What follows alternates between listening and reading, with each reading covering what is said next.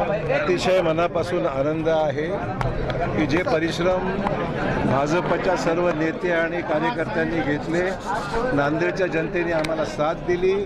सगळ्यात महत्त्वाचं म्हणजे विकसित भारताची कल्पना जी देशाचे यशस्वी पंतप्रधान मोदी साहेबांची आणि देवेंद्र फडणवीस साहेबांनी ज्या पद्धतीने राज्यामध्ये संघटनात्मकदृष्ट्या लक्ष दिलं, रवींद्र चव्हाणांची साथ चांगली मिळाली आणि राज्यामध्ये मोदी साहेबांचं स्वप्न साकार करण्याकरता विकसित नांदेडचा रोडमॅप जो आम्ही तयार केलेला आहे त्याला लोकांनी शिक्कामोर्तब करून आगामी पुढील 5 वर्षाची पायाभरणी करण्याकरता आम्हाला बहुमत दिलेलं आहे आणि आम्ही त्याची पूर्तता संकल्पनाम्याप्रमाणे करणार आहोत. याच्यासाठी लोकांची साथ मिळाली, त्याबद्दल लोकांचे धन्यवाद मानतो. सर, काय कान मंत्री तुम्ही महापौर नाही, मी त्यांना त्याच म्हणून स्टार्ट अर्ली, गो स्लोली आणि रीच सेफली, म्हणजे वेळेवर सुरू करा, व्यवस्थितपणे काम करा आणि आपलं ठरले त्याप्रमाणे गोल अचीव करा.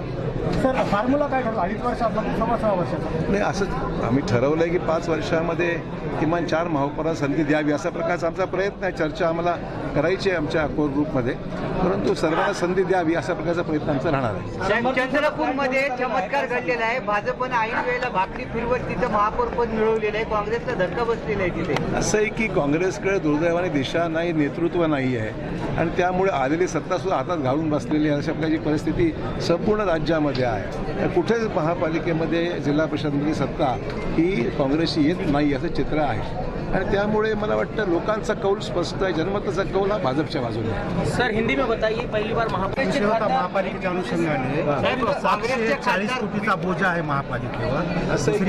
दुसरीकडं भरती प्रक्रिया रखडलेली आहे, बिंदू नामवादी मंजूर झालेली नाही. त्याच्यामुळे मोठ्या प्रमाणात कसा मला या सगळ्या गोष्टीची अजून माहिती घ्यावी लागणार आहे. महापौरांच्या उपस्थितीमध्ये बैठक घेऊन त्यांची कामाची प्रायोरिटी ठरवावी लागणार आहे. पैसा ठीक आहे, कर्ज काही ठिकाणी काढावं लागतं, पण कर्ज योग्यपणे काढल्यावर विनियोग झाला की नाही हे पाहावं लागतं. काँग्रेसचे खासदार रवींद्र चव्हाण यांचा भाजपमध्ये पक्ष प्रवेश होणार आहे का? कारण की अफवा उठलेली आहे आणि आपल्या सोशल मीडियामध्ये येते. राजकारणामध्ये काही घडू शकतं. काही अशक्य नाही राजकारणामध्ये. मी काय सांगितलं, राजकारणामध्ये काही अशक्य नाही. Thank you sir.